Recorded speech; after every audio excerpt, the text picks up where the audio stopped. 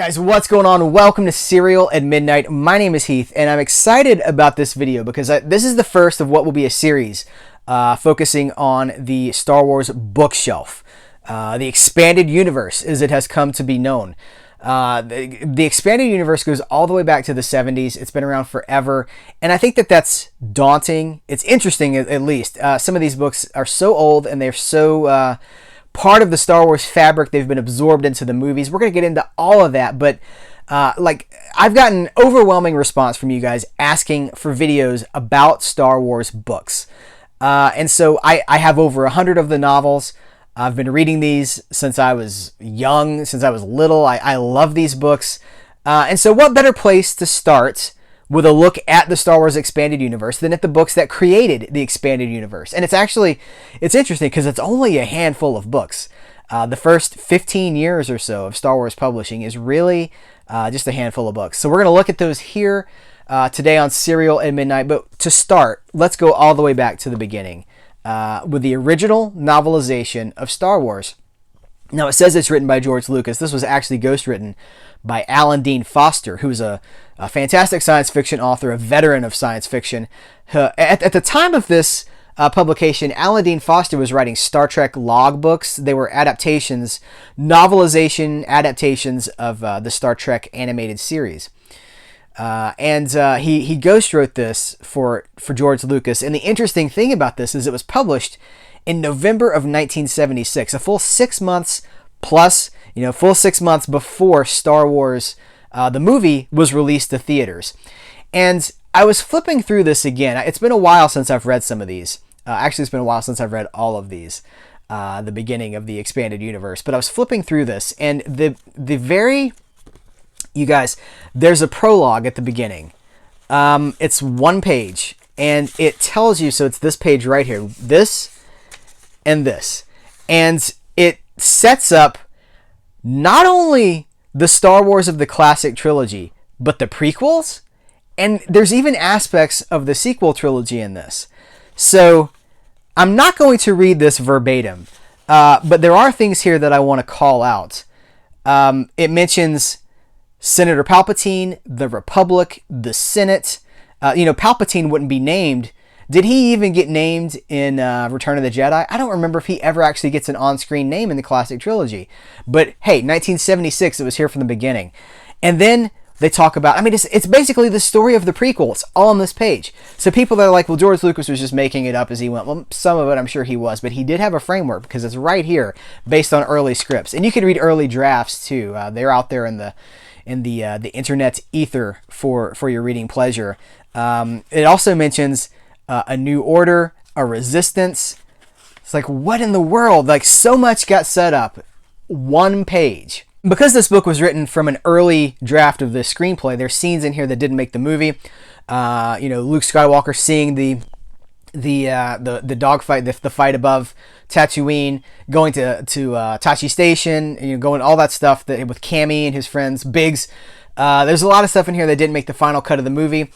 And it's very interesting. I'm one of those people that remember certain scenes in Star Wars. Like, I feel like I remember scenes that aren't actually in Star Wars. And it's because I read these books when I was so young that they just became a part of my collective memory of Star Wars.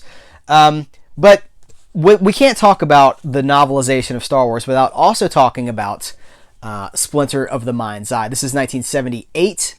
And if you'll notice, it was written by Alan Dean Foster. So the deal, he was contracted for 2 books, and George Lucas had conceived the story of Splinter of the Mind's Eye to be a cheap, maybe TV sequel if Star Wars failed. He was setting himself up for how he could continue the story, make a little bit of money back, and they could use the props from the movie, they could use the costumes from the movie, the actors that were already contracted, like Mark Hamill and Carrie Fisher. Harrison Ford, Han Solo, is not in this book because he had not signed a contract for a sequel movie. So it's very interesting that this was designed to just be a cheap, kind of like a Roger Corman kind of a thing, just a direct sequel out there with a very cheap, low production values. They took out a space battle because they're like, well, we can't film it. That's what this was. This was designed to be a very low budget, sequel that reused what they already had. But fortunately for us, Star Wars 1977 hit big, became one of the biggest movies of all time. But this book is very interesting. Of course, none of this is even, I don't even think it's B canon at this point, because it contradicts, like Empire, and when Empire Strikes Back came out, it was like, nope, it like knocked it out of the way, refuted so much of it. But it's interesting for what it gave us. Luke and Leia end up on this planet called Mimban, which is now been absorbed in, it's in Solo, a Star Wars story. They've made it totally canon. Again, I'm not overly concerned with canon because none of it's real. The stories are what matters, and this is one of those cool stories that doesn't get talked about very much now. But Luke and Leia are on Mimban. There's a plot about a Kyber crystal. Kyber crystals now big in the canon as well, because they're the things that are the lightsabers, or they give the lightsaber its color, and it's, it's the center of the lightsaber. It's a big part of Rogue One, Kyber crystals. It was in the Clone Wars. So much gets introduced in this book. This is 1978, you guys. This is 2 years after the novelization. This is only 1 year after Star Wars, the movie. And R2-D2 is in this, C-3PO, Darth Vader, but no Han, Chewie. But so interesting. This book is so it sets up so many things that are still in use today. And then we have the Han Solo adventure. So there were 3 books by Brian Daley, who basically wrote past adventures of Han Solo. It's Han and Chewie before the events of Episode 4, A New Hope, or it was just Star Wars at the time. But before that, before they meet Luke and Leia and the whole plot of Star Wars, these are adventures of Han and Chewie just out smuggling, and the adventures that they get into. And here's the titles: Han Solo at Star's End, Han Solo's Revenge, and Han Solo and the Lost Legacy. These are pulps, you guys. These are like straight up science fiction pulps. What has been appealing to me about Star Wars from the very beginning is that it mixes all these things, the religion, the Western, the science fiction, the space opera, all those things. But at the end of the day, Star Wars is pulp. It's cereal, right? And I don't mean like breakfast cereal. It's like it's serialized entertainment. These totally capture that, and these are adventures of Han and Chewie in the Millennium Falcon, just going around having smuggling adventures, getting into trouble and getting out. It's what we want, I think, from Han Solo. And again, the Solo, a Star Wars story movie, the Ron Howard that Ron Howard finally directed. Even those draw like their character, like Woody Harrelson's character is basically a character from this book. He's not a 1-to-1 conversion, but he was very influenced by a character from one of these books. Fascinating stuff. How nothing really seems to get thrown out in Star Wars. It gets reused, or I know they now call these books legends, and it kind of allows them to draw from them when they want to dip into them and take we can use this. This has already been established. Listen, when you've got 40 years of books and fiction with characters that have already been created, use them. So I think that's very cool. Then, of course, so these are 2 of these books are from 1979, and then one is from 1980. 1980, of course, also coincides with the release of The Empire Strikes Back. This is my original copy of The Empire Strikes Back that I purchased this at a thrift store sometime in the, I don't know, years and years and years ago. It's still got writing on it. But this is my copy. I had this when I was a kid. I read this book. Again, scenes that are novelizations, especially at the time of these books, were great because they were always from earlier drafts of scripts. You got things that you didn't get in the finished movie, extended scenes, things like that. There's a whole reason. There's many reasons to love novelizations. This is fantastic. For a long time, this was my favorite. And then you know what? Let's jump to The Return of the Jedi. This came out, finished the saga. By the way, I should mention that the Empire Strikes Back novelization was written by Donald F. Glut, who some genre fans know Donald F. Glut because he was a monster kid, man. He would like direct movies on his own. Like as a kid, he would direct movies. He made so many movies. He was like the ultimate monster kid, the ultimate monster fan. And then he got a lot of notoriety for doing that, like writing about movies and things like that. And I think this may be his biggest success, is writing this novelization. But then he went into, he made exploitation movies in the early 2000s. He might still, I'm not sure what Donald F. Glut's doing now, but he is a longtime advocate of like low budget, no budget, do it yourself cinema. Very cool guy. and he wrote this book. So the third one, Return of the Jedi, is written by James Caan, not Sonny Corleone or Sonny Corleone, however you want to say it, from The Godfather. But this is another one. Also, I have to shout out, like, you guys remember how books used to have photo inserts in the middle, like 8 pages of full color photos.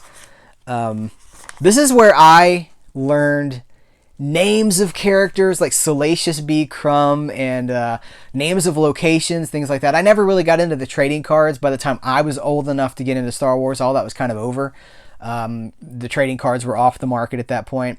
But these books were always around. So that's I recommend all 3 of the novelizations. I have a compendium edition that came out in the 90s. This is probably, you know what, I think Barnes & Noble in the United States did a big, very like leather-bound hardcover edition of the original 3 novels. If you're like, well, I've seen the movies, I don't need to read the books. Dude, you guys, you need to read the books. There's so much stuff in here that never made it to the screen.